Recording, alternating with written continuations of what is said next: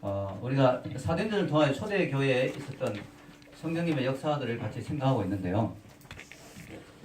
지난주에 우리는 그 초대 교회가 여러 가지 환난과 핍박을 받은 내용들을 공부했습니다. 그런데 오늘 성경에는요, 초대 교회가 다른 모습으로 또 위기를 겪는 것을 볼 수가 있습니다. 이번에는 외부의 핍박이 아니라 내부의 문제였죠. 즉, 교회가 내적인 순결성이 훼손되는 그런 위기를 겪게 되었습니다. 오늘 성경에 보면 부부가 나오는데요. 이 부부 이름이 뭘까요? 아나니아와 삽비라입니다. 이 부부가 시험이 들었어요. 뭐 때문에 시험이 되냐? 물질의 문제 때문에 시험이 들었습니다. 그것 때문에 초대교회 공동체의 위기가 찾아오게 됐습니다. 이 성령님의 역사는 참 민감하고 아주 예민하거든요. 그래서 그 안에 이런 속임과 거짓말이 있을 때 강력하게 지금 역사하시는 성령님의 역사가 멈출 수 있는 그런 위험이 있었습니다. 그래서 이 사탄은 이런 것을 노려서 지금 초대교회에서 성령의 역사가 강력하게 일어나고 폭발적으로 부흥이 일어나는 이 상황에서 이런 시험을 또 주게 해서 영적인 흐름을 끊으려고 하는 그런 것이 찾아온 것이죠. 우리도 이걸 잘 생각해야 됩니다. 우리 개인적으로나 교회적으로 하나님의 은혜와 축복을 누리기 위해서는 우리가 먼저 영적으로 순결하게 잘 준비되어야 된다 하는 것을 꼭 기억할 필요가 있습니다. 자, 오늘 아나니아와 삽비라의 죄가 어떤 것일까요? 이 초대교회가 우리 앞부분의 내용을 살펴보면요, 그 은혜를 많이 받으니까 사람들이 돈이 안 아까운 거예요. 물질을 내놓게 된 거죠. 심지어는 자기 재산을 팔아서 사도들의 발 앞에 갖다 두고 가난한 사람을 도우라고. 그렇게 해서 가난한 사람이나 돈 많은 사람이나 없는 사람이나 같이 물건을 나눠 쓰는 뭐예요? 유무상통의 역사가 일어났었죠. 그 가운데 아주 돋보이던 사람이 한 명 있는데 그 사람 이름이 누구냐면 바나바라는 사람이었어요. 다음에 뒤에도 또 다루겠지만 이 바나바는 아주 성령이 충만한 사람인데요. 이 사람이 자기 거의 전 재산을 팔아서 내놓았습니다. 사람들이 너무너무 감동을 했어요. 야, 바나바 진짜 대단하다. 바나바 너무 신앙이 좋다, 훌륭하다 이러니까 이 아나니아와 삽비라가 이 바나바를 사람들이 칭찬하는 걸 옆에서 들으면서 조금 질투가 났던 것 같아요. 야, 나도 한번 해보자. 우리도 이런 칭찬 한번 들어보자. 이런 마음이 들었던 것 같습니다. 그래서 자기들도 자기들 밭을 팔아서 내놓겠다고 약속을 하고 밭을 팔았는데 팔아보니까 딱 손에 돈이 딱 들어오니까 좀 아까운 생각이 드는 거예요. 야, 이 말이 그렇지 이거 어떻게 다 내놓겠느냐. 이래서 거기서 얼마를 뚝 떼서 숨겨두고 한 부분만, 이게 얼마였는지 모르겠어요. 반텀 정도 내놓았는지 뭐 3분의 1만 내놓았는지 하여튼 한 부분만 탁 내놓았습니다. 자, 이게 1절에서 2절이죠. 한번 읽어볼까요? 위에 1절에서 2절 시작. 아나니아라 하는 사람이 그 안에 삽비라와 더불어 소유를 팔아 그 값에서 얼마를 감춤해 그 아내도 알더라. 얼마만 가져다가 사도들의 발 앞에 두니. 자, 처음 이야기했던 금액과 달리 자기가 팔았던 전체를 다 내놓겠다고 했는데 딱 숨겨놓고 일부분만 딱 내놨어요. 여러분, 베드로가 어떤 사람입니까? 성령 충만한 사람이죠. 성령이 너무 충만하니까 그 사람들의 심령이 환하게 보이는 거예요. 그래가지고 아나니아를 책망합니다. 3절부터 4절까지 한번 읽어보겠습니다. 위에 베드로가 이르되 아나니아야 어찌하여 사탄이 내 마음에 가득하여 내가 성령을 속이고 땅값 얼마를 감추었느냐. 땅이 그대로 있을 때에는 내 땅이 아니며 한 후에도 네 마음대로 할 수가 없더냐. 어찌하여 이 일을 내 마음에 두었느냐. 사람에게 거짓말한 것이 아니고 하나님께로다. 이렇게 말했습니다. 책망을 했죠. 너 사람에게 거짓말한 게 아니고 지금 하나님께 거짓말한 거다. 땅을 팔았으면 자기가 다 내기 싫으면 이거밖에 못 내겠습니다 라고 말하면 되는데 속인 거죠. 이게 전부라고. 그렇게 베드로가 책망을 하니까 어떤 일이 나느냐면은, 자, 우리 5절에서 6절을 봅시다. 시작. 아나니아가 이 말을 듣고 엎드려져 혼이 떠나니 이 일을 듣는 사람이 다 크게 들어가더라. 젊은 사람들이 일어나 시신을 싸고 메고 나가 장사하니라. 너무 혼을 내니까 혼이 떠나버렸어요. 혼나다 보니까 혼이 나가버렸어요. 진짜 완전히 나가버렸습니다. 자, 여러분, 이걸 우리가 이해할 때 베드로가 이 사람들을 죽였다 이렇게 생각하면 안 돼요. 베드로가 이 사람을 뭐 그냥 저주해서 죽였다 이렇게 보기보다는 성령님이 너무 강력하게 역사하시니까 죄가 딱 지적하고 죄가 딱 드러나니까 그냥 심판이 그 자리에서 임해버린 거예요. 우리가 보통 심판은 언제까지 미뤄집니까? 예수님의 재림 때까지 우리 심판이 좀 미뤄지잖아요, 보통. 여러분들 뭐 죄 지는다고 바로바로 벼락이 안 떨어지잖아요. 조금 미뤄지잖아요. 근데 이때는 초대교회 때 성령님이 너무 강력하게 임재하시고 역사하시니까 심판이 그 자리에서 일어나 버린 거예요. 이 사람들이 그 자리에서 꼬꾸러집니다. 아나니아가.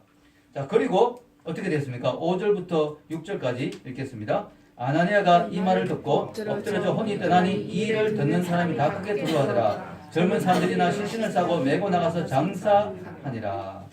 자, 이제 청년부에서 이 사람 시신을 들고 나갔습니다. 자, 그런데요. 이렇게 아나니아가 죽고 난 뒤에 3시간이 지났습니다. 그 사이에 이제 뭐 장사를 하고 이렇게 뭐 밥 먹고 뭐 이런 일이 일어났겠죠. 이제 청년들이 이렇게 돌아오는데 부인이 또 들어왔어요. 부인이 삽비라가 왔는데요. 이 베드로가 또 물어봅니다. 부인에게도. 근데 이 부인도 거짓말을 하죠. 7절에서 8절을 한번 읽어보겠습니다. 3시간쯤 지나 그의 아내가 그 일어난 일을 알지 못하고 들어오니 베드로가 이르되 그 땅 한값이 이것뿐이냐 내게 말하라 하니 이르되 예 이것뿐이라 하더라. 이 아내가 모르고 들어왔어요. 상황을. 뭐 알았으면 또 좀 반응이 달랐을지 모르겠어요. 요즘 같으면 알았겠죠. 얼마나 문자나 카톡이 빠릅니까? 아나니아가 죽었대 이래가 뭐 카톡방에 올라가고 뭐 3시간 동안 모를 리가 없습니다. 이때는 그런 게 없으니까 모르고 탁 들어왔는데 베드로가 또 물어보죠. 문제는 이 삽비라도 거짓말을 한 것입니다. 자, 9에서 11절 7절에서 8절 읽겠습니다. 3시간쯤 지나 그의 아내가 그 일어난 일을 알지 못하고 들어오니 베드로가 이르되 그 땅 판값이 이것뿐이냐 내게 말하라 하니 이르되 예 이것뿐이라 하더라. 예, 얼굴빛 하나 변하지 않고 이것밖에 없습니다. 예, 팔아는 돈 이게 전부입니다. 이게 다 전부라니까요. 딱 잡아뗐습니다. 남편하고 미리 맞춰놨겠죠. 우리 요거밖에 판값이 전부라고 이야기하자. 이렇게 딱 입을 맞춰 놨습니다. 근데 문제는 그의 남편이 죽은 걸 몰랐다는 거죠. 그래서 베드로가 또 그에게 책망을 합니다. 그러니까 이 삽비라도 죽게 됩니다. 9절에서 11절 읽겠습니다. 베드로가 이르되 너희가 어찌 함께 꾀하여 주의 영을 시험하려 하느냐. 보라 내 남편을 장사오는 사람들의 발이 눈앞에 이르렀으니 또 너를 메어 내가리라 하니 곧 그가 베드로의 발 앞에 엎드려져 혼이 떠나는지라. 젊은 사람들이 들어와 죽은 것을 보고 메어다가 그의 남편 곁에 장사하니 온 괴와 이 일을 듣는 사람들이 다 크게 두려워하니라. 아멘. 이 참 남편을 장사하고 오는 사람들의 발이 문 앞에 이르렀으니 참 무서운 말이죠. 예. 저는 옛날에 이 말씀을 보면서 참 의문이 들었어요. 뭐냐면은 아니 이 사람들이 그래도 헌금을 했지 않느냐 교회에. 이게 어디냐고 이 정도 돈 내는 것도 여러분 11조만 잘 내도 축복받는데 이 사람은 10분의 1이 아니라 상당히 많이 냈을 것 같은데 자기도 양심이 좀 찔리니까 반 정도 내지 않을까 싶어요. 이 정도 금액을 냈는데 아니 헌금을 내고 죽는 게 이게 말이 되느냐. 이거 너무 억울한 거 아니냐 이런 생각이 좀 들더라고요. 근데 이 말씀을 이렇게 자세히 살펴보니까 문제가 뭐였어요? 속였다는 거죠. 하나님을 속였다. 예를 들어 제가 팔았는데요. 믿음이 부족해서 요거밖에 못 낼 것 같습니다. 이렇게 말했으면 문제가 없었어요. 근데 이게 전부다라고 속인 거죠. 하나님을 속였다는 것이죠. 뭐 하나님을 속이고도 요즘은 사람들이 멀쩡히 살아가는데 그때는 성령님이 강력하게 역사하시니까 그 자리에서 살아남지를 못한 거죠. 여러분 사실 우리 사회에서 지금 제일 심각한 문제가 뭐냐면 정직의 문제죠. 사람들이 너무 많이 속이니까 사람들이 믿지 못하게 되니까 많은 어려운 문제가 발생합니다. 확인하고 또 확인해야 되고 거듭 확인해야 되고 뭐 전화가 와도 이게 보이스 피싱인지 뭔지 모르니까 또 확인해야 되고 뭐 다운을 받아도 이걸 문자가 들어와도 이걸 다운받아야 되는지 말아야 되는지 하여튼 막 거짓말을 너무너무 많은 사람들이 하는 거예요. 어린아이로부터 어른까지 심지어는 뭐 정치인들까지 다 거짓말을 하고 너무너무 정직하지 못하니까 이게 문제가 되는 거죠. 여러분 하나님은 어떤 분이냐. 하나님이 왜 거짓말하는 걸 못 견뎌 하시냐면은 하나님의 속성에 너무 어긋나기 때문에. 여러분 신명기 32장 4절에 하나님이 이런 분이라고 설명이 되어 있습니다. 여러분 주보에 같이 한번 읽어볼까요? 그는 반석이시니 그가 하신 일이 완전하고 그의 모든 길이 정의롭고 진실하고 거짓이 없으신 하나님이시니 공의로우시고 바르시도다. 아멘. 네, 오늘 반석이도 왔는데 우리 하나님은 반석이시니 하신 일이 완전하고 모든 길이 정의롭고 진실하고 거짓이 없으시고 공의롭고 바르시다. 이 전부 진실하고 올바르다는 거죠. 하나님의 특징이 공의롭고 올바르고 하여튼 삐뚤어지지 않고 정직하고 진실하고 이게 하나님의 특징이에요. 그래서 여러분 이런 하나님이기 때문에요. 거짓에 치우친 사람은 하나님이 너무너무 싫어하세요. 자, 여러분 어떤 사람이 빛에 속한 사람인가 어둠에 속한 사람인가 어떻게 구별할 수 있을까요? 얼굴이 컴컴하면 어둠에 속한 사람인가요? 피부가 컴컴할 수도 있죠. 자, 여러분 그걸 보고 알 수 있는 게 아니에요. 어떤 사람이 진실된가, 입을 열면 정직하고 진실된 말을 하는가, 아니면 이 사람이 겉은 멀쩡한데 입을 열기만 하면 거짓말이에요. 말만 하면 알고 보면 속이는 말이에요. 그거 보면 알 수가 있죠. 빛에 속해 있느냐 어둠에 속해 있느냐, 그 사람이 진실하느냐 거짓되냐를 보면 알 수 있는 거예요. 성경은 분명히 말합니다. 하나님께 속한 자는 빛이다. 빛에 속한 사람은 진실되다. 어둠에 속한 사람의 특징은 뭐냐? 사탄의 특징이 뭐냐면 거짓말하는 게 사탄의 특징. 그래서 여러분 사탄에 속한 이단들 보면 거짓말을 밥 먹듯이 하죠. 사람들 막 깜짝같이 속입니다. 막 전도할 때도 깜짝같이 속여서 전도하고, 그러면서 자기들은 거기 모략이라고 말도 안 되는 이야기 하는 거죠. 여러분 성경에 보면 예수님이 사탄의 정체를 이렇게 이야기했어요. 요한복음 8장 44절 같이 한번 읽겠습니다. 시작. 너희는 너희 아비 마귀에게 났으니 너희 아비의 욕심대로 너희도 행하고자 하느니라. 그는 처음부터 살인한 자요 진리가 그 속에 없으므로 진리에 서지 못하고 거짓을 말할 때마다 제 것으로 말하나니 이는 그가 거짓말쟁이요 거짓의 아비가 되었습니다. 아멘. 사탄의 특징이 거짓을 밥 먹듯이 하는, 거짓을 해도 너무나 태연하게 하는, 너무나 눈빛 하나 변하지 않고 하는, 이게 사탄의 특징이에요. 그래서 사탄에 속한 사람은 거짓을 너무너무 잘해요. 이 기독교인들은 거짓말 못하잖아요. 거짓말 할 줄 알면 순교할 필요 없죠. 예수님을 부인하라. 예수님 별 필요 없습니다. 거짓말 해버리면 순교할 이유가 없잖아요. 우리 믿는 사람들은 거짓말 못해가 죽는 거예요. 그런데 여러분 이단이나 여러분 또 공산주의자들 특징이 뭐냐면 거짓을 너무너무 말을 잘해요. 거짓말 너무너무 잘해요. 공산주의자들이. 왜냐? 사탄에 속했기 때문에. 여러분 우리가 사탄에 속했느냐 하나님께 속했느냐는 바로 이걸 보면 알 수가 있죠.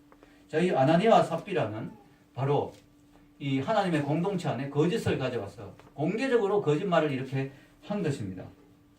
여러분 이 당시에 초대교회가 지금 탄생하는 시간이었죠.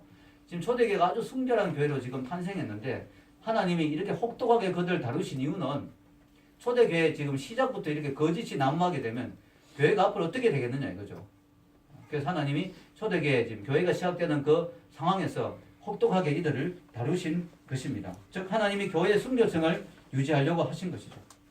오늘 이 본문을 보면요 우리가 참 두려움이 느껴지죠. 하나님이 너무 무섭다. 성령님이 제대로 임하시니까 너무 두렵다. 오늘 우리 톡송을 성령이 오셨네 라고 했는데 우리가 보통 성령이 오시길 되게 바라잖아요. 왜냐하면 성령이 오시면 왠지 내 삶이 좀 형통해질 것 같고 부자가 될 것 같고 뭔가 잘 될 것 같고 길이 열릴 것 같고 모든 게 더 복을 받을 것 같고, 근데 우리 알아야 될 사실은요 성령이 오시면 복을 받지만 또 잘못하면 저주를 받을 수도 있다. 이렇게 심판을 받을 수도 있다 하는 것이죠. 여러분 초대교회에 이런 역사가 일어난 것은 초대교회는 성령님이 너무 충만한 교회였기 때문에, 성령님이 너무 충만했기 때문에 죄가 조금도 용납이 될 수가 없었던 거예요. 그러면서 오늘날 현대교회가 성령님이 덜 충만한 게 좀 다행일 수도 있어요. 어떤 분들에게는. 만약에 성령님이 지금 이 자리에도 초대교회처럼 충만하다면 어떻게 될까요? 예배 도중에 몇 명씩은 꼬꾸라지겠죠. 숨겨놓은 죄가 있다든가, 뭐 11조를 떼먹었다든가, 헌금을 뭐 떼먹었다든가, 아니면 뭐 거짓말을 했다든가, 몰래 나쁜 짓을 했다든가, 이런 사람이 예배드리다 갑자기 픽 쓰러질 수 있겠죠. 그래서 여러분 초대교회처럼 성령님이 안 충만한 게 어떻게 보면 좀 다행이다?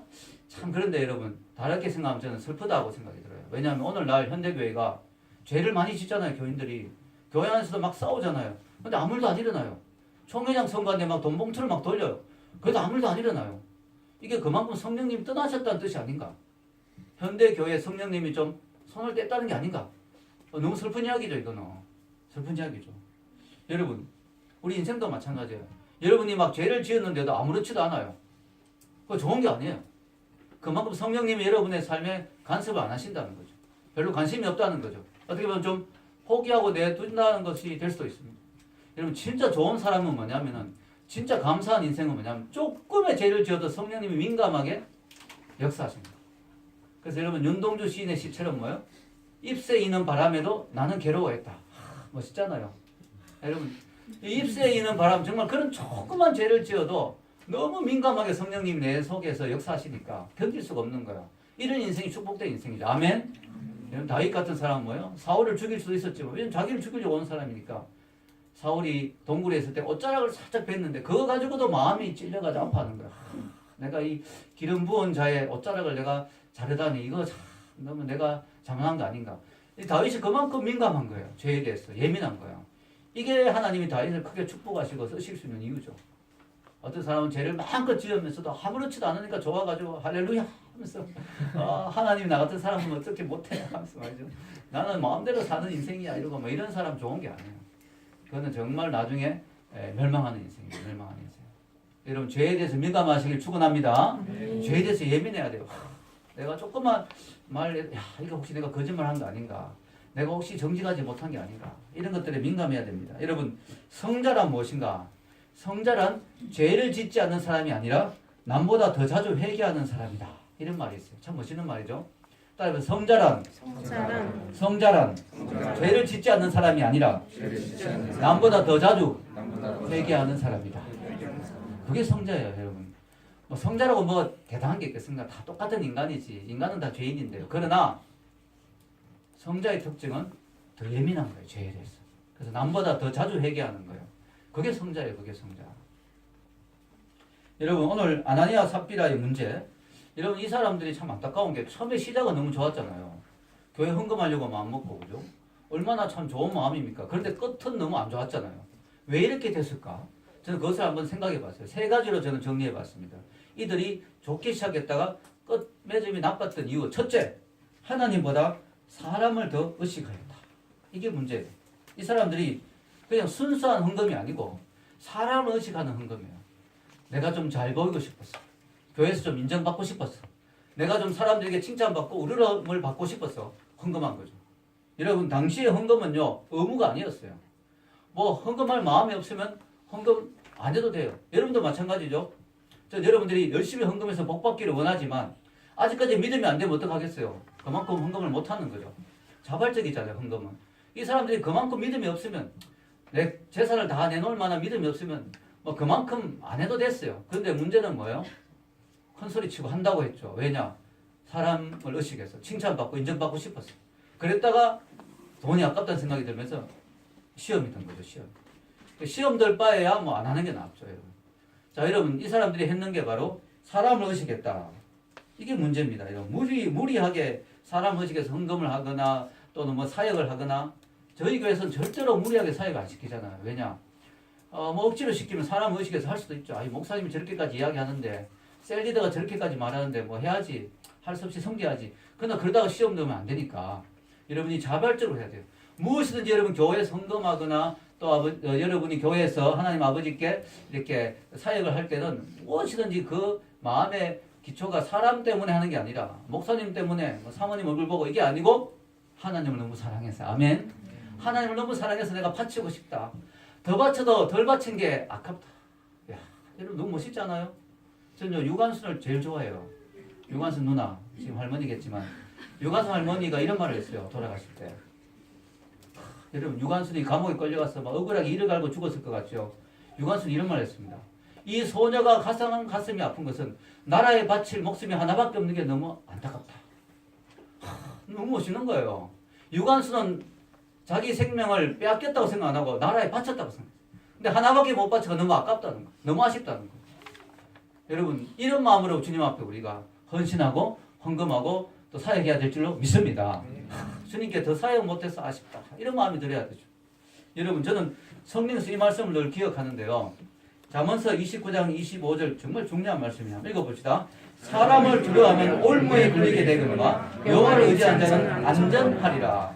이게 정말 중요한 말씀이에요. 여러분, 평생 이 말씀을 좀 마음에 간직하면 좋겠어요. 사람을 자꾸 의식하고 사람을 자꾸 두려워하고 사람 때문에 뭘 하면 올무에 걸리는 거예요. 딱 문제가 생겨요. 하나님을 의지하고 하나님을 의식한 사람이 축복이 된다, 안전하다 하는 것이죠. 두 번째 문제는 뭐냐면 서로가 서로에게 뭐야? 좋은 짝이 되지 못했다. 자, 여러분, 인간이 죄인이잖아요. 그래서 시험 들기 쉬워요. 인간은 넘어지기 쉽고. 그래서 하나님은 짝을 붙여주신 거예요. 왜 붙여주셨을까요? 한 명이 넘어지려고 하면 한 명이 붙잡아 주라고. 여러분, 전도서에 이런 말씀 있죠. 4장 9절에서 10절 읽겠습니다.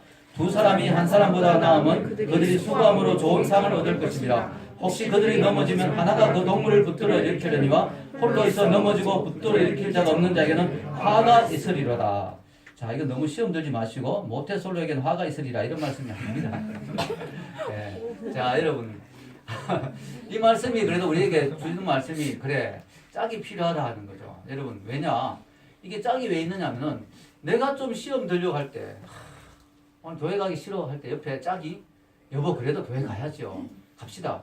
또 한 명이 여보 돈도 아까운데 헌금하지 맙시다. 여보 그래도 하나님께 물질 바쳐야지 복을 받죠. 합시다. 이렇게 옆에서 좀 도와주고 같이 해주는 사람이 있어야 돼요.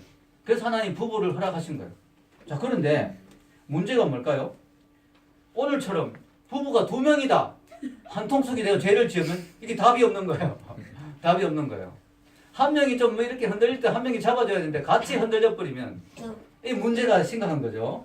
남편이 진실하지 못하면 아내라도 진실해야 되는데 남편이 속이려고 하면 아내라도 정직해야 되는데 남편이 재산을 빼돌리려고 하면 아내라도 그러면 안 된다고 말해야 되는데 둘 다 똑같았죠. 부부는 서로 닮는다고 하지만 죄 짓는까지 닮아가면은 이게 답이 없는 거예요. 이게 심각한 거죠. 여러분 그래서 여기 보면요. 그 값에서 얼마를 감추매 그 아내도 알더라. 2절에 그렇게 돼 있어요. 이게 아나니아 혼자 한 일이 아닙니다. 아내도 알았다는 거예요. 제 생각에 아내가 더 부축했을지도 몰라요. 왜냐하면 남자들은요 다 아내 말을 듣게 돼 있어요. 특히 물질에 있어서는요 부인을 따라가게 돼 있거든요. 그래서 여러분 이 아내의 말을 듣게 돼 있어요. 그래서 분명히 이 아내 삽비라가 더 이야기했을 수도 있어요. 여러분 성경에는 남편을 망하게 한 4명의 아내가 나옵니다. 대표적인 4명의 아내가 나오는데 그 4명이 누구냐면 첫째는 하와예요. 하와. 선악과를 따먹고 남편에게도 줘가지고 남편을 같이 망하게 한 첫 번째 하와. 두 번째 나오는 여자가 욥의 아내가 있습니다. 욥의 아내. 욥이 시험 들어가 막 괴로워하니까요. 아내가 좀 위로하고 더 중보기도 해주고 이래야 되는데 뭐라고 하냐면 당신이 이렇게 당하고도 하나님을 의지하느냐? 차라리 하나님을 저주하고 죽어라. 뭐 이렇게 아내가 이런 말을 해버린 거예요. 다행히 욥이 너무 믿음이 좋아가지고 여보 무슨 그런 말을 하시오 이러면서 욥이 물리쳤지. 욥이 믿음이 약한 사람이 있으면 큰일 날 뻔했죠. 욥의 아내. 그 다음 세 번째 대표적인 아주 악한 여자가 이신데 누굴까요? 이세벨. 예. 이신데 이신 아닙니다. 이세벨. 이 여사 이세벨. 이 이세벨이 아주 문제가 많아요. 이 이세벨의 남편 이름 혹시 아시는 분 있어요? 네. 아합왕이에요. 그래서 이 아합왕이 좀 별로 좋은 사람 아니었지만 이렇게까지 악독한 사람 아니었는데 이세벨이 막 옆에서 부추기고 막 나봇의 포도원을 빼앗을 때도 막 왕이시여 그 정도 못합니까 이러면서 막 나봇을 막 쳐 죽이게 하고 와 이세벨이 너무 독한 여자예요. 진짜 무서운 여자고요. 성경은 이세벨이 마지막 죽이는 사람이 이세벨을 죽이는 사람이 막 올 때도 마지막까지 화장합니다. 와 무서운 여자죠. 죽는 순간까지 화장을 다 합니다. 그리고 마지막으로 나오는 이 악한 부인 바로 오늘 삽비라 같이 아나니아를 시험 들게 해서 같이 망한 여자입니다. 그래서 여러분 우리가 배우자를 위해서 기도를 많이 해야 되는 이유가 여기에 있어요. 신앙적으로 나를 시험에 들고 실족해 하고 망하게 한 여자를 또 남자를 만나면 안 되잖아요. 그래서 여러분 이 부분에 대해서 기도를 많이 해야 돼요.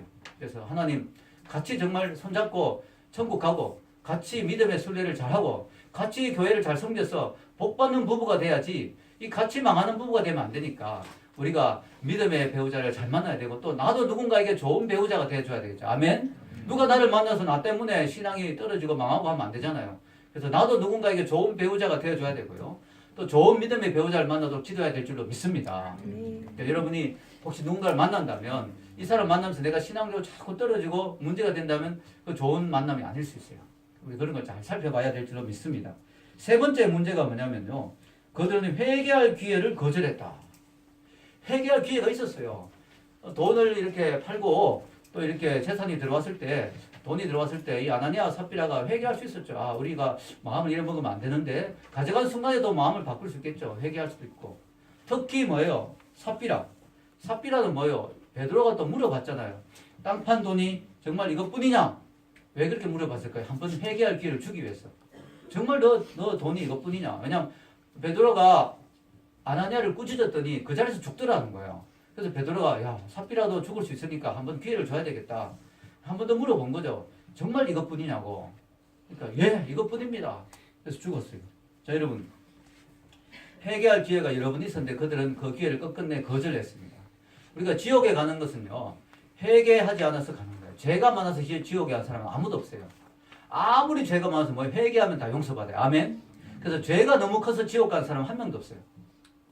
문제는 뭐냐면 회개하지 않기 때문에 지옥 가는 거예요. 끝끝내 회개를 거절하고 꺾은데 주님을 영접하지 않고 꺾은데 예수님의 십자가를 거부하고 내 죄를 내가 해결하겠다. 내 죄를 내가 끌어안겠다. 내 죄를 내가 그대로 가지고 있겠다 한 사람은 그 죄 때문에 지옥 가는 거죠.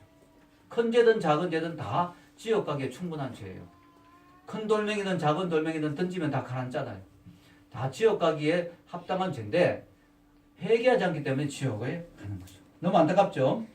여러분 성경에 특히 하나님 말씀하신 거는 이 아나니아 삽비라의 문제가 뭐냐? 서운한 것 같아요. 우리가 제사를 다 팔면 다 가져가 사도들 앞에 내놓겠습니다. 사람들 앞에 사람 앞에서 큰 소리치고 서운한 것 같아요. 하나님은 다른 무엇보다 서원하면 입으로 맹세하고 약속하면 반드시 지켜라. 자, 우리 민수기 30장 2절 읽겠습니다. 사람이 여호와께 서원하였거나 결심하고 서약하였으면 깨뜨리지 말고 그가 입으로 말한 대로 다 이행할 것이니라. 아멘. 한 번 하나님께 말했으면 무조건 지켜야 돼요. 만약에 지킬 자신이 없으면 아예 말하지 마는 게 나아요. 차라리 말 안 하는 게 나아요. 이 사람들이 말 안 했다고 헌금 안 했다고 누가 뭐라 합니까? 차라리 자신 없으면 안 하는 게 나은데 입으로 서원했다가 그걸 못 지키면 문제가 되는 거죠. 여러분 제 아내가 진주에 아주 큰 교회, 진주에서 당시 제일 큰 교회 대예배 반주를 오랫동안 했는데요. 그때 거기에 목사님이 교회가 부흥해서 교회당을 크게 지으려고 마음을 먹었습니다. 그때 장로님이 한 분 있었는데 이 장로님이 돈이 아주 많은 장로님이에요. 이 장로님 목사님에게 입으로 약속을 해버린 거죠. 교회당을 짓게 되면 제가 수억 원을 헌금하겠습니다. 그때 당시에 수억 원이니까 뭐 한 30년 전이니까 엄청난 돈 아닙니까? 목사님이 그 말 먹고 100배 용기를 얻어가 자신감을 얻어서 교회를 건축에 들어갔습니다. 그런데 이 장로님이 갑자기 건축에 들어갔는데 마음이 바뀌어버린 거예요. 부인이 삽비라 역할을 했는지 아니면 이 장로님의 좀 돈이 아깝다는 생각이 들었는지 갑자기 장로님이 마음이 바뀌어가지고 약속은 어디 간 데 없고 감사헌금 몇백만 원만 내고 몇백만도 크죠? 그러나 약속은 수억을 했으니까 몇백만 원만 겨우 감사헌금하고 교회를 떠나버렸어요. 이제 계속 있으면 눈치 비니까 떠나버렸어요.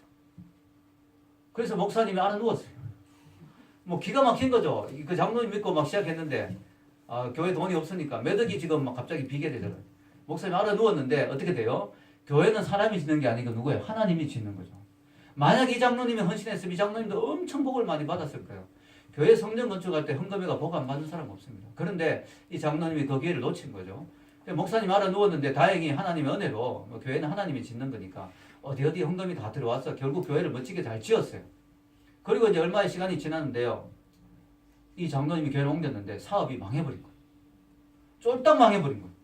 그래가지고 아내가 저한테 그런 이야기는 제가 들었고 참 충격을 받았습니다. 친구하고 어느 날 어떤 동네 조그만 분식점에 갔는데 너무너무 그 잘 나가던 장로님이 자가용도 최고 좋은 거 지갑에 돈이 막 넘쳐가 언제나 막 모임에 있으면 돈 무조건 아주 교회에서 인기를 많은 장로님인데 완전히 망해가지고 진짜 손바닥만한 구멍가게 앞치마를 두르고 썰빙을 하고 있더라는 거예요. 장로님.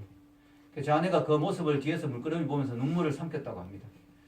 여러분 뭐 제가 여러분 뭐 헌금 많이 안 하면 뭐 저주만 이런 말 하려고 그런 게 아니에요. 제 의도를 아시겠죠. 뭐 믿음이 없으면 안 해도 됩니다. 그러나 하나님 앞에 약속하면서 해야 되는. 왜 그러냐? 하나님을 만홀히 여기는, 하나님을 우습게 여기는 게 되면 안 되잖아요. 우리 하나님 앞에서 결심하면 좀 해야죠. 원래 열심히 교회 나와야 되겠다 하면 열심히 나오고, 열심히 헌금해야 되겠다 하면 헌금하고, 제자 훈련 양육 뭐 받겠다 하면 받고, 뭘 제대로 해야 돼요. 하나님 앞에 우리가 마음 먹고 하려고 하면 좀 제대로 해야 된다는 거죠. 여러분 하나님은 다 듣고 계시죠. 그래서 하나님이 앞에서 우리가 약속한 것은 반드시 지켜야 된다. 지키지 않으면 심판이 있다. 그러나 우리가 약속하고 지킨다면 또 놀라운 축복이 있다. 아멘. 여러분 오늘 결론을 내리겠습니다. 오늘 제목이 뭐예요? 영적 순결성을 지키는 교회라는 제목으로 말씀을 전했죠. 개인도 그렇고요. 교회 공동체도 그렇고 하나님 앞에 영적으로 순결해야 복을 받는 거야. 마치 뭐냐면 그릇에 복을 담아야 되는데 축복을 부어야 되는데 그릇이 깨져 있으면 다 흘러나가잖아요. 하나님이 지금 초대교회에 복을 막 부어주시는데 이 영적으로 순결하지 못하고 이런 게 있으면 깨어진 부분이 있으면 축복이 담기지 못하잖아요. 그래서 하나님 이 부분을 심판하시고 다시 그 부분을 고치신 거죠. 여러분 그 다음에 교회가 어떻게 됐냐면요. 제가 여기 적어놓진 않았는데 오늘 말씀 11절 뒤에 14절에 보면 이렇게 나와 있어요. 믿고 죽기로 나온 자가 더 많으니 남녀의 큰 무리더라. 여러분 이 시험을 잘 이기고 나니까 하나님의 교회가 더 부흥하는 것을 볼 수가 있습니다. 교회가 이 어려움을 잘 통과하고 나니까 더 크게 부흥하는 것을 볼 수가 있어요. 즉 교회 안에 죄가 죄가 제거되고 순결성을 회복하니까 하나님이 교회에 계속적인 부흥의 불을 부어 주셨다는 거죠. 여러분 우리 한국교회가요. 우리 교회도 한국교회도 초대교회 시절이 있었잖아요. 100여 년 전에. 얼마나 순결했는지 몰라요. 교회가 깨끗하고 순결하고 아름답고 오직 예수님, 오직 복음, 오직 믿음. 교회가 너무 아름답고 순결했어요. 여러분 이번 주가 사실은 그 3.1절 기념주일이에요. 우리가 3.1절을 기억하는 올해가 또 3.1절 100년 주간이에요. 100년. 또 유관순 누나 생각나는데. 자, 이건 3.1절 100년 주간. 이 3.1절이 100년이 됐어요. 그때 한국교회가 얼마나 순결하고 아름다운지 몰라요. 깨끗하고 거룩하고 그죠? 깨끗하고 정말 나라와 민족에서 생명 바치고 33인 독립선언 33 중에 16명이 크리스찬이었잖아요. 기독교인.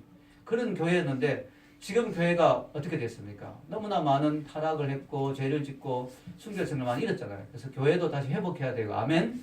우리 개인도 마찬가지예요. 여러분 개인도 우리 하나님 앞에서 숨겨놓은 게 없어야 돼요. 히든 씬 숨겨진 죄가 없어야 돼요.